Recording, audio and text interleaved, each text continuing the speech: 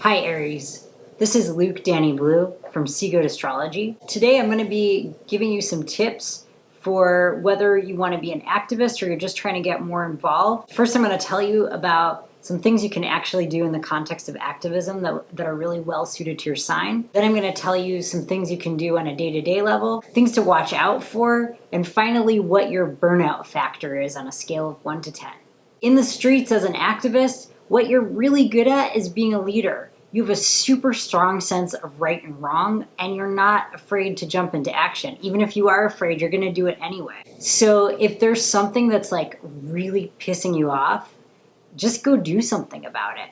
The thing is, you're not looking for followers, but because you have so much confidence in what you're doing, people tend to follow you. They're gonna treat you like a leader, and that means that you're a movement starter. On a day-to-day level, what you excel at is actually speaking on behalf of the underdog or the person who's not heard. So that means, like, let's say at your day job, your boss Brian is like, "Hey, let's bulldoze these houses over here so we can put in some condos and we can make a bunch of money." And then you, Aries, are like, "No, that's wrong. We're going to displace all these people and we shouldn't do that.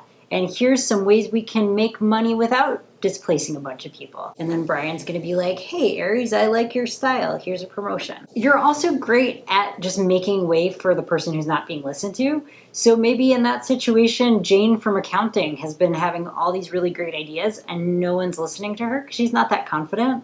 You can just go, "Hey, everybody, let's listen to Jane."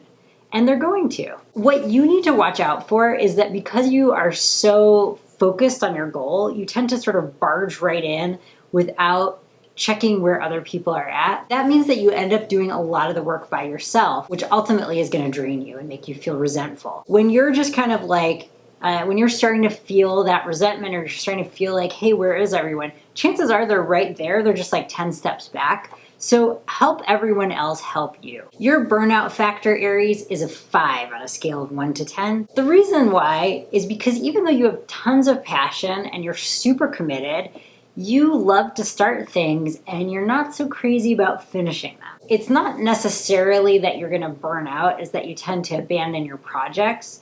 And all you have to do is just pass it along to someone who can do the next stage. So you don't like to get bored, don't get bored, but just make sure there's someone there to continue the project before you go on to your next thing.